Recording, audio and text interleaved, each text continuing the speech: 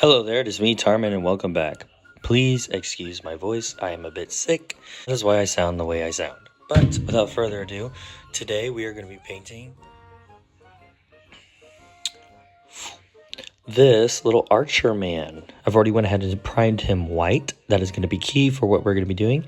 Today we're going to be just using watercolors. So here's a set of watercolors that I went and bought. You can pick this up at Walmart or really any hobby store, but I think this will work. You can already see I went ahead and used this for some stuff, but let's hop into it. So the first thing I'm going to be doing is painting this little guy a little bit of red on his tunic. So let's see how this works out.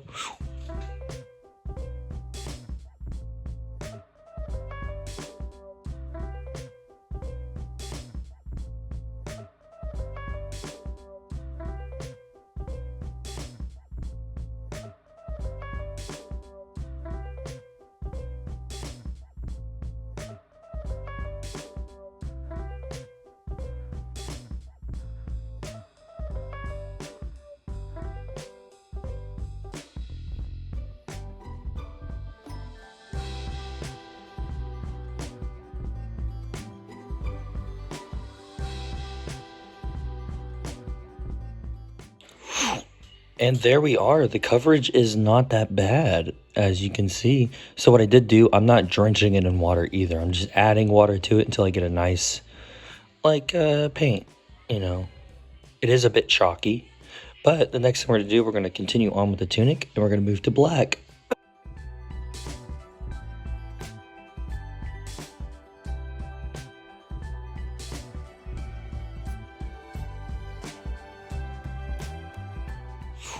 And here we are. Works pretty well. And another note too is don't have it super watery, because if it is, it will bleed over. So you got to have a little bit of a control with it. Just not too watery. But the next thing we're going to do, we're move on to a light brown. So another light brown out of this palette.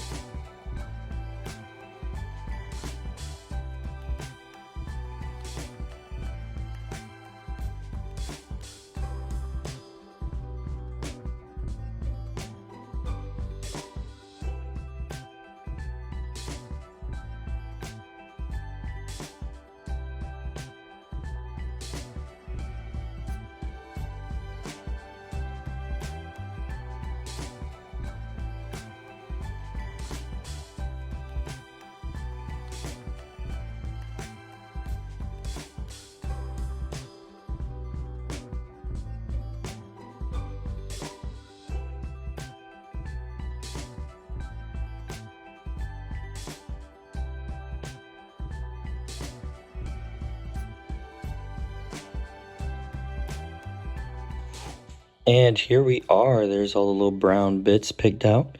Now we're going to do some tan. So his socks and his, or not tan yet. We're going to do a green for his sleeves and the little cloth rag he has around his head. And I'm just going to pick probably this nice green here. So let's do it.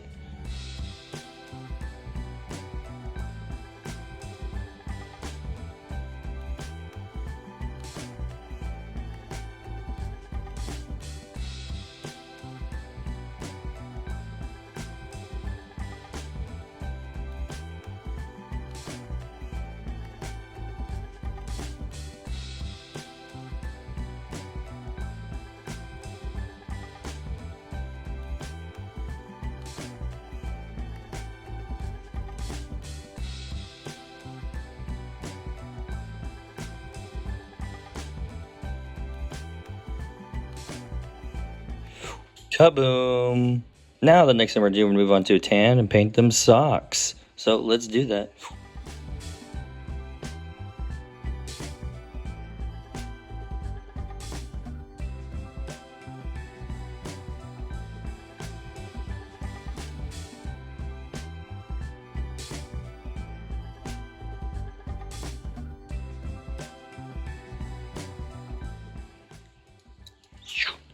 And there we are. Now we're going to find a gray and put it on his helmet. So let's do it.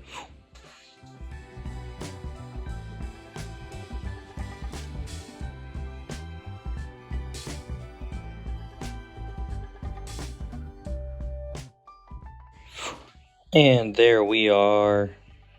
Now we're going to pick out the arrows and the bow. So we're just going to go with a really darker tan. So let's do that.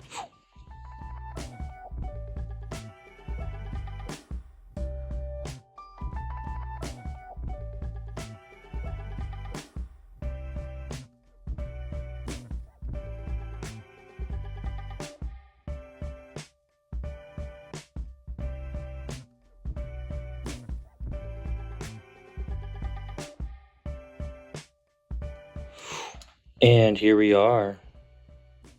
So I watered down a lot, some gray, and then put it over the feathers on the arrows. But that is him so far. Now we just got to do the face. And I do have a skin tone. I'm just going to use that. And he will be pretty much done. And I will compare him to another one that is painted with the usual paints that I make. We can compare. And another thing to note too is that if you do use watercolors, that if you do touch the paint that is already dry with water, it might reactivate it and scrape it off. But that's just something to be mindful for. But let's pick out the skin.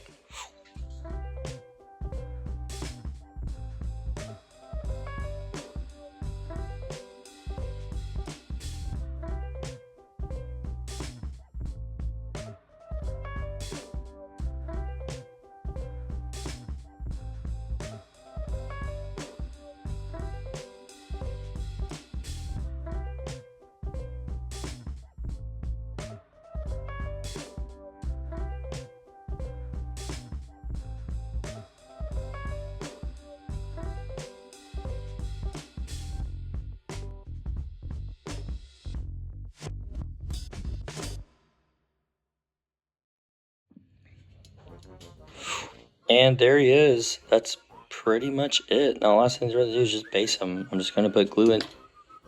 Just going to put some glue on him and put some fake grass. And next time you see him, it'll be the montage.